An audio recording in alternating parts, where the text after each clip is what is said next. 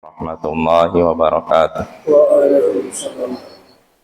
Alhamdulillah, wassalatu wassalamu ala rasulillah wa ala alihi wa sahbihi wa man wala, amma ba'd. Ayyuhal ikhwah, a'azzani wa a'azzakumullah. Kita lanjutkan pembacaan kitab Al-Adabul Mufrad karya Imam Al-Bukhari.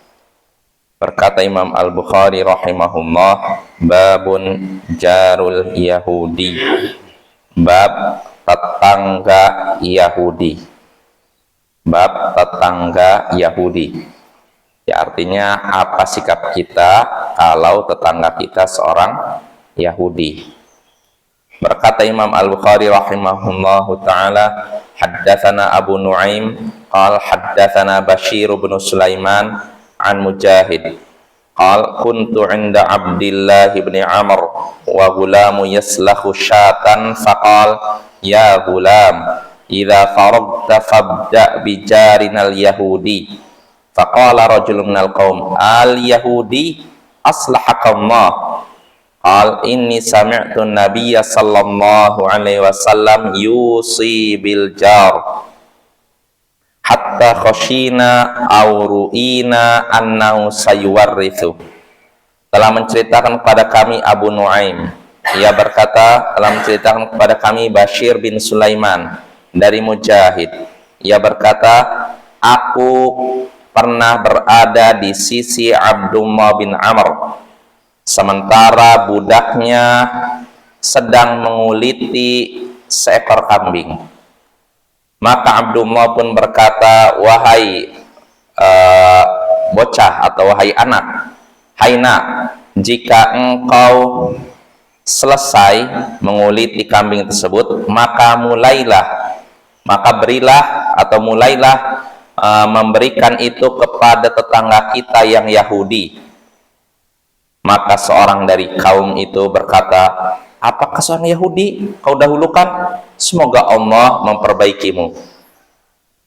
Maka Abdullah bin Amr pun berkata, sesungguhnya aku mendengar Nabi Sallallahu Alaihi Wasallam mewasiatkan tentang tetangga, berwasiat tentang tetangga sampai-sampai kami khawatir atau sampai-sampai kami melihat bahwasanya beliau menjadikan tetangga sebagai ahli waris.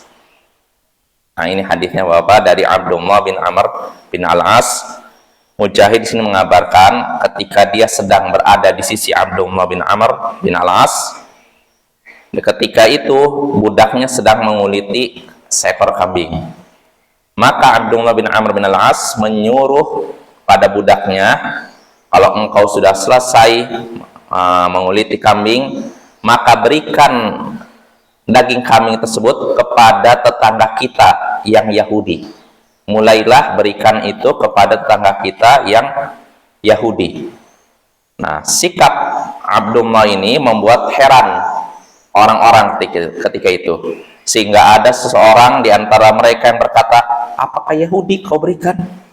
Semoga Allah memperbaikimu. Maka di sini Abdullah pun menyebutkan alasannya. Ia berkata, aku mendengar Nabi Sallallahu Alaihi Wasallam berwasiat tentang tetangga. Artinya aku melakukan ini karena Nabi pernah berwasiat untuk berbuat baik kepada tetangga. Karena aku mendengar Nabi Sallallahu Alaihi Wasallam pernah berwasiat untuk menjaga hak tetangga. Karena seringnya beliau berwasiat seperti itu, sampai-sampai kami khawatir atau kami melihat bahwasanya Nabi akan menjadikan tetangga sebagai ahli waris. Karena Nabi berwasiat tentang tetangga, sering berwasiat tentang tetangga, sampai-sampai kami khawatir atau sampai-sampai kami menganggap bahwa beliau akan menjadikan tetangga sebagai ahli waris. Nah, dari hadis ini kita bisa mengambil beberapa pelajaran. Di antaranya, pertama, bolehnya berbuat baik kepada orang kafir yang tidak memerangi kaum muslimin, ya.